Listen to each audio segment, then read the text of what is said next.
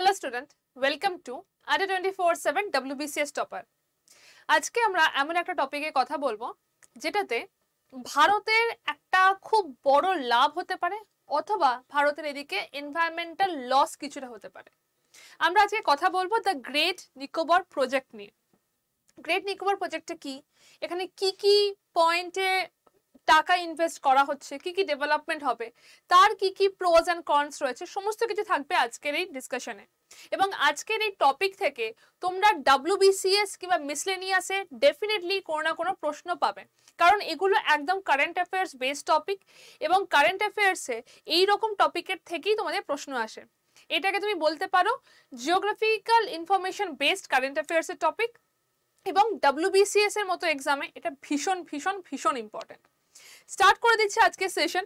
তো first of all, Andaman Nicobar ভারতবর্ষের একটা অত্যন্ত ইম্পর্টেন্ট পার্টের মধ্যে যাচ্ছে। আন্দামান নিকোবর ভারতবর্ষের দ্বীপ অঞ্চলের মধ্যে যায় এবং আন্দামান নিকোবর ভারতের একমাত্র ভলক্যানিক আইল্যান্ডের মধ্যে যায়। কিন্তু তোমরা কি জানো, ভারতে যতটা আমাদের শিপমেন্ট ট্রান্সপোর্ট হয়ে থাকে তার মধ্যে 25% শিপমেন্ট যেটা ফরেন কান্ট্রিতে যাচ্ছে বা ফরেন শিপমেন্ট হচ্ছে, ভারতের যত শিপমেন্ট হয় তার মধ্যে 25% ফরেন শিপমেন্ট দ্বারা হয়ে থাকে। এবং এই কারণে মেনলি কলম্বো, ক্লাং, সিঙ্গাপুর এই ধরনের পোর্টের মাধ্যমে ট্রান্সশিপমেন্ট হয়ে থাকে। ট্রান্সশিপমেন্ট কি আমি একটু পরেই তোমাদেরকে বলবো। 25% ভারতের কন্টেনার সেগুলো ফরেন শিপমেন্টের মধ্যে যায় এবং কলম্বো, ক্লাং, সিঙ্গাপুর এই ধরনের পোর্টের মাধ্যমে এগুলো ট্রান্সপোর্ট হয়ে থাকে। এবং এই কারণে ভারতবর্ষের অ্যাপ্রক্সিমেটলি 1500 কোটি টাকা মতো লস হয়, যেগুলো ইন্ডিয়াতে আসার এবং যাবার পথে কার্গো ট্রান্সপোর্ট শিপমেন্ট পরিচালনা করার জন্য ভারত পেতে পারতো, বাট সেগুলো পায় না। ভারতে যদি একটা ট্রান্সশিপমেন্ট পোর্ট থাকতো, এই 15,000 কোটি টাকা ভারত ইজিলি পেতে পারতো এবং গ্র্যাজুয়ালি ওভার দ্য ইয়ার যদি আমরা এটাকে দেখি তাহলে এটা মাল্টিপ্লাই হয়ে 3,000 থেকে 4,500 কোটি টাকা মতো লসে চলে যাচ্ছে, মানে লস করছে ভারত। তো এগুলোর কি কোনো ওয়ে আউট নেই? বা এই স্ট্যাটগুলো আমরা কোত্থেকে পেয়েছি? এই স্ট্যাটগুলো আমরা পেয়েছি ভারতের যে পোর্টাল রয়েছে, সাগরমালা যে পোর্টাল রয়েছে তার একটা রিপোর্ট থেকে। এটা পুরোপুরি জেনুইন একটা ফ্যাক্ট। এবার মনে হতে পারে যে এগুলোর কি কোনো ওয়ে আউট নেই, এই টাকাটা কি আমরা বাঁচাতে পারি না? পারি, এই টাকাটা আমরা বাঁচাতে পারি। তার একমাত্র উপায় হচ্ছে ট্রান্সশিপমেন্ট পোর্ট। যদি আমরা ট্রান্সশিপমেন্ট পোর্ট একটা তৈরি করতে পারি তাহলে আমাদের টাকাটা বাঁচে। এবার প্রথম প্রশ্ন যেটা তোমাদের মাথায় আসছে সেটা হচ্ছে, ম্যাম ট্রান্সশিপমেন্ট পোর্টটা কি? ট্রান্সশিপমেন্ট পোর্টটা যদি বলা হয়, আমি তোমাদেরকে ছবি ধরিয়ে বোঝাচ্ছি। এটা ধরো অরিজিন পোর্ট, মানে যেখান থেকে জিনিসটা পাঠানো হবে কোনো জায়গায়, সেটা যেখানে যাচ্ছে সেটা হচ্ছে ডেস্টিনেশন পোর্ট, যেখানে পাঠানো হচ্ছে সেখানে।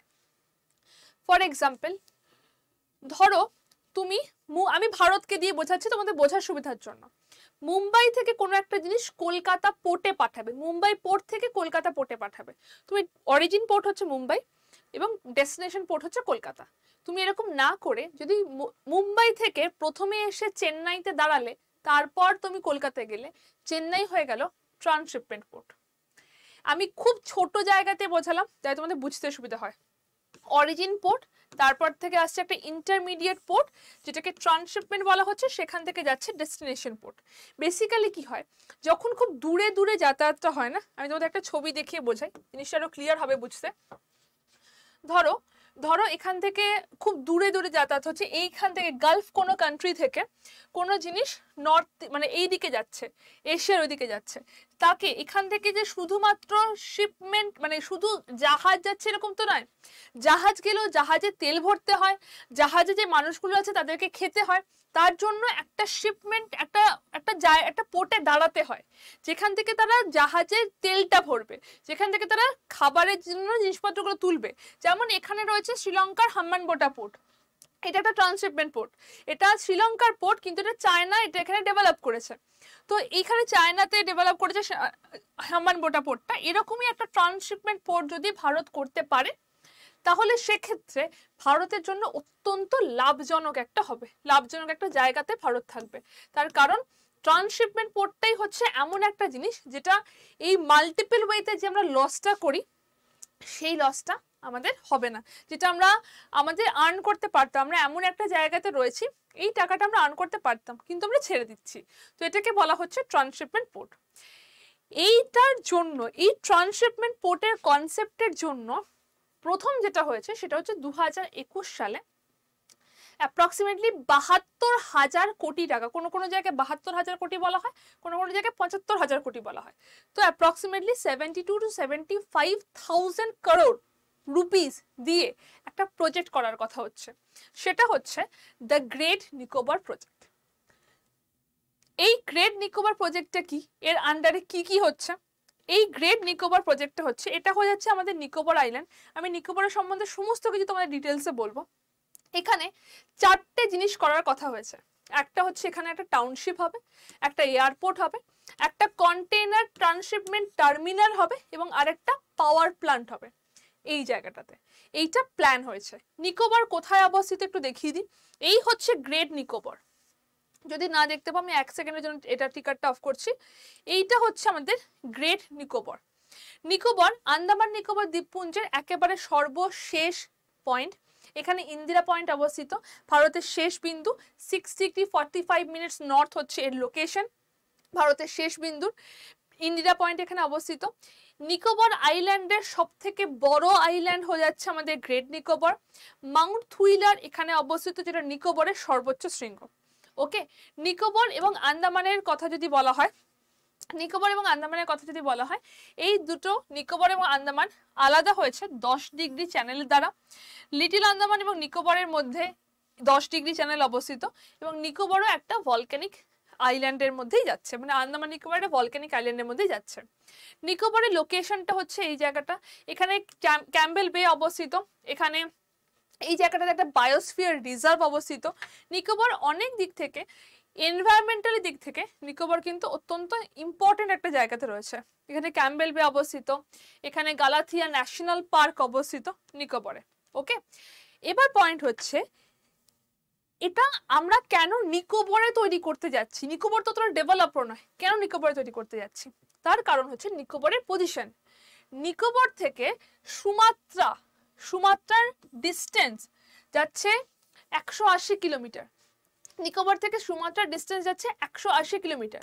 শুধু এটুকুনি নয়, গ্রেট নিকোবর এখানে অবস্থিত, সেখান থেকে দেখো মালাক্কা স্ট্রেটের ডিস্টেন্সটা এতটা কাছে। মালাক্কা স্ট্রেট হচ্ছে সেই রুটটা, যে রুটটা দিয়ে চায়না তার ম্যাক্সিমাম ট্রান্সপোর্টটা করে থাকে। মালাক্কা স্ট্রেটের লোকেশন দেখবে, তাহলে জিনিসটা আরো ক্লিয়ার হয়ে যাবে। দেখো, এই হচ্ছে মালাক্কা স্ট্রেটের লোকেশন, এইটা হচ্ছে মালাক্কা স্ট্রেট। যদি এই জায়গাটা দিয়ে চায়না তার পুরো ট্রান্সপোর্টটা করে থাকে, এইখান দিয়ে চায়না তার পুরো ট্রান্সপোর্টটা করে থাকে।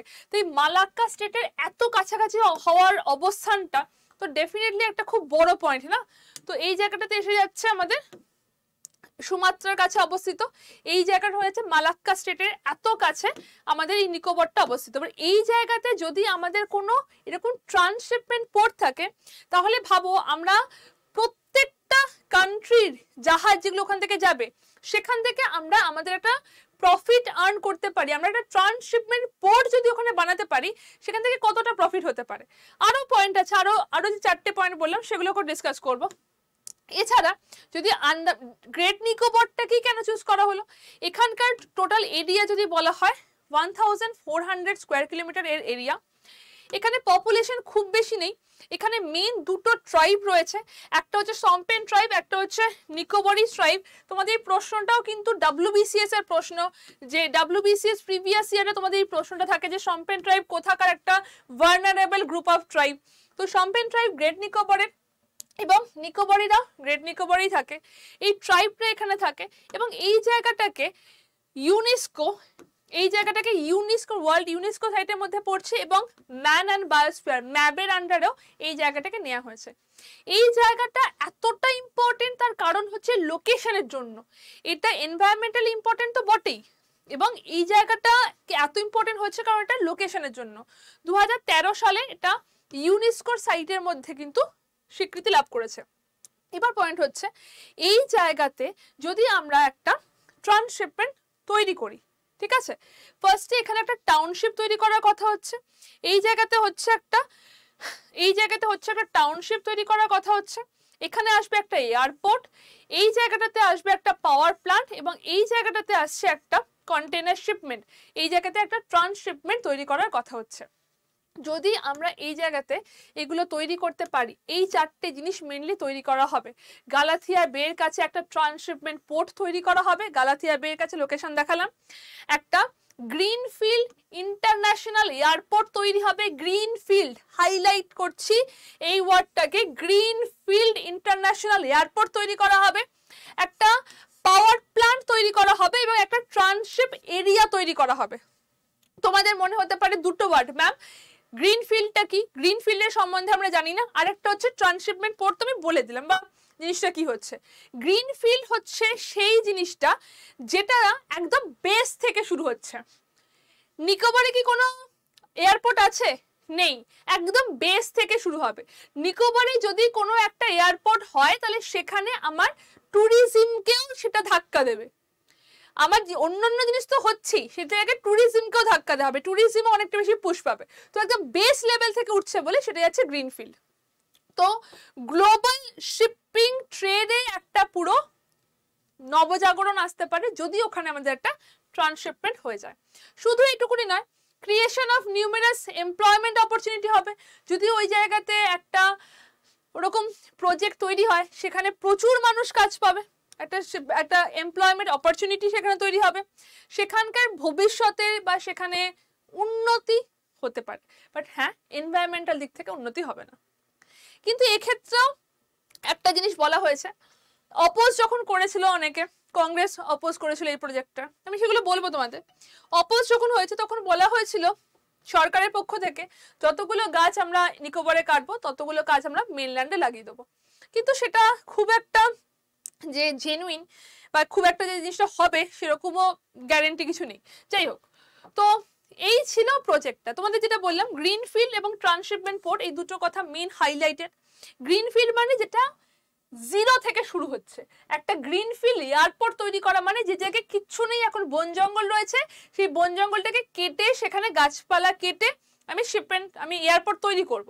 এবং ট্রান্সশিপমেন্ট পোর্টটা হচ্ছে সেটা যেটা যাওয়ার পথে যেখানে আমি রিফিল করছি, খাওয়ার তেল রিফিল করে সেখান থেকে অন্য জায়গায় যাচ্ছি। তো যেটাই তোমাকে এতক্ষণ ধরে আমি বলছিলাম, যদি আমার এই জায়গাটাতে, আচ্ছা শ্রীলঙ্কাতে একটা চায়না তার ট্রান্সশিপমেন্ট পোর্ট তৈরি করে রেখেছে, ঠিক আছে। যদি ইন্ডিয়া এইরকম জায়গাতে, এখানে নিকোবর অবস্থিত, এইরকম জায়গাতে একটা ট্রান্সশিপমেন্ট পোর্ট তৈরি করতে পারে, তাহলে সেটা কিন্তু মানে সেটা ইন্ডিয়ার জন্য খুব লাভজনক হবে।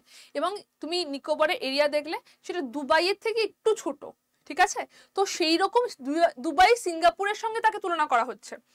এই জায়গায় যদি তৈরি হয় তাহলে গালফ কান্ট্রি থেকে যে রুটটা তারা ফলো করে, গালফ কান্ট্রি থেকে এখানে এসে ইন্ডিয়ান ওশনে এসে নর্থ ইস্টে যাওয়ার জন্য যে রুটটা ফলো করে, তাদের সবাইকে এই জায়গাটা হয়ে যেতে হবে। আরো স্পেসিফিক্যালি যদি দেখো তাহলে এইটা যেটা মিডিল ইস্ট থেকে ইন্ডিয়ান ওশনের আসার পর গ্রেট নিকোবর এবং স্টেট অফ মালাক্কা দিয়ে ঢুকলে সে চায়না যেতে পারবে।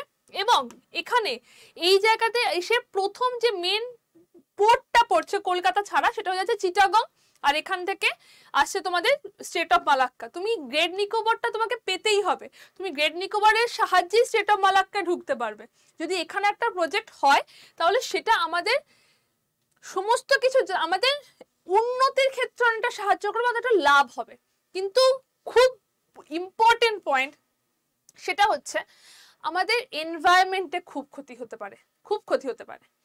এই কারণে কংগ্রেস কিন্তু এটার অপোজ করেছে, কংগ্রেস ডিমান্ড করেছে এটার উইথড্রলের ডিমান্ড করেছে। তার কারণ হচ্ছে একটাই main point, development versus environment যদি আমরা দেখি সেক্ষেত্রে কিন্তু এনভায়রনমেন্টটা অনেক ক্ষতি হবে, সেক্ষেত্রে এনভায়রনমেন্টে অনেক ক্ষতি হচ্ছে। এবং এখানে বলা হয়েছে 114 square kilometre of tribal reserve forest land এখান থেকে নিতে হবে যদি এই প্রজেক্টটা করা হয়।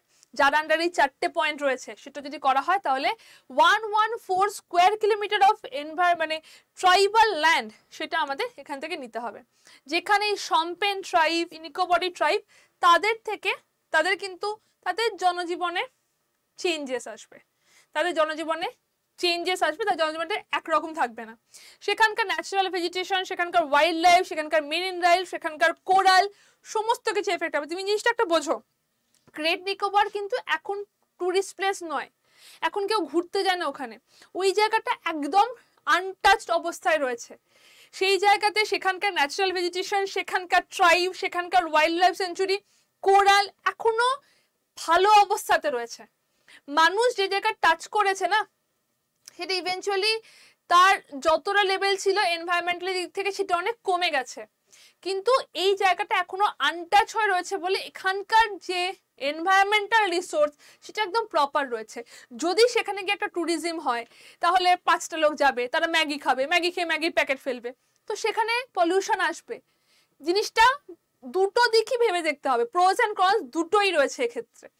সেখানে পলিউশন আসবে এবং সেখানে আরো সব থেকে মানে মেন পয়েন্ট যেটা, এই যে গালাথিয়া বে রয়েছে না, গালাথিয়া বেতে এই টার্টেলটা রয়েছে, এগুলো প্রত্যেকটা তোমাদের WBCS এর জন্য ইম্পর্টেন্ট। প্রত্যেকটা গালাথিয়া বেতে এই যে লেদার ব্যাক সি টার্টেলটা রয়েছে, এটাও একটা মানে অলমোস্ট অবলুপ্ত প্রায় প্রাণীর মধ্যে যাচ্ছে। তাদের কি হবে? এবার তুমি যদি মনে করো ম্যাম আমরা তাদেরকে সংরক্ষণ করব, নিয়ে এসে অন্য জায়গায় রেখে দেবে, ভাই ওটা তাদের জায়গা, তুমি তাদের বাড়ি থেকে তাদের তুলে নিয়ে এসে অন্য জায়গায় রাখছো, সে কি ঠিকঠাক থাকবে? তোমাকে তোমার বাড়ি থেকে তুলে নিয়ে গিয়ে অন্য জায়গায় কি আমি খুব ভালো রাখছি, তুমি ঠিক থাকবে না, তাই না? তো সেই জিনিসটা হচ্ছে, এই যে এই জিনিসটা খারাপ হবে, বাট উল্টো দিকে ডেভেলপমেন্ট হবে, আমরা আর্ন করব, আমাদের এমপ্লয়মেন্ট অপরচুনিটি আসবে, এই জিনিসটা হচ্ছে। তো এই সমস্ত কিছু করার জন্য এই হচ্ছে আমাদের great Nicobar project. Pros and cons দুটোই রয়েছে, বাট সমস্ত কিছু করার পর মিনিস্ট্রি অফ ফরেস্ট 2022-এ এটার জন্য গ্রিন ঝান্ডা দেখিয়ে দিয়েছে। হ্যাঁ, করা যেতে পারে, কিন্তু মেক শিওর যে এনভায়রনমেন্টে খুব বেশি ক্ষতি না হোক, যতগুলো গাছ কাটবে ততগুলো গাছ মেনল্যান্ডে লাগানো হবে, এটাতে একদম তোমরা শিওর থাকো, এই জিনিসটা যাতে করা হয়। তো এই হচ্ছে টোটাল প্রজেক্ট, এবং ফরেস্ট অ্যান্ড এনভায়রনমেন্টাল ক্লিয়ারেন্সও এই প্রজেক্টটা পেয়ে গেছে, তো খুব শিগগিরই এটা হতে চলেছে। ঠিক আছে, তো এই ছিল দ্য গ্রেট নিকোবর প্রজেক্ট। এই ধরনের প্রশ্নগুলো আমাদের WBCS সংক্রান্ত ক্লাসে ভীষণ লেভেলে আসে, প্রশ্নে আমাদের ইন্টারভিউতে তো আসেই। তোমরা যদি মনে করো আমাদের ব্যাচে ভর্তি হতে চাইছো, তাহলে আমাদের ব্যাচ WBCS মহাপ্যাক প্রোতে ভর্তি হয়ে যেতে পারো, এবং এই QR কোডটা স্ক্যান করে তোমরা আমাদের প্রোডাক্টের কি কি হাইলাইট রয়েছে, কি কি জিনিসপত্র এখান থেকে পাবে সবটা দেখে নিতে পারো। এখানে 1350 ঘন্টার ক্লাস, ইবুক, 14খানা বই পাবে, 14th বই পাবে, টেস্ট সিরিজ পাবে, সবটা তোমরা এই ব্যাচের মধ্যে পেয়ে যাবে, এবং Y268 কোডটা ইউজ করলে ডিসকাউন্টে পেয়ে যাবে। এছাড়া আমাদের যে চ্যানেলগুলো রয়েছে ADA24/7 বেঙ্গলি, যেখানে সমস্ত এক্সামের জন্য প্রিপারেশন নেওয়া হয়, সমস্ত এক্সামের জন্য ক্লার্কশিপ, মিসলেনিয়াস, ব্যাংক, সমস্ত এক্সামের জন্য এখানে প্রিপারেশন নেওয়া হয় ADA24/7 বেঙ্গলি। পুলিশ এবং রেলের প্রিপারেশনের জন্য আমাদের এই চ্যানেলটা রয়েছে, তোমরা সেখানেও কিন্তু যে জয়েন করতে পারো, অ্যাটলিস্ট সাবস্ক্রাইব করে রাখো, যাতে আমরা সমস্ত জায়গাতে যে সমস্ত ইম্পর্টেন্ট পয়েন্টগুলো হচ্ছে সেগুলোকে ডিসকাস করতে পারি। ক্লাসটা যদি ভালো লাগে তাহলে অবশ্যই ক্লাসটাকে লাইক করো, শেয়ার করো, কমেন্টে তোমাদের মতামত জানিও, এবং জানিও যে নেক্সট তোমরা কোন টপিকে কথা শুনতে চাইছো, ডিসকাশন শুনতে চাইছো। ভালো থেকো, বেস্ট অফ লাক, দেখা হবে নেক্সট সেশনে।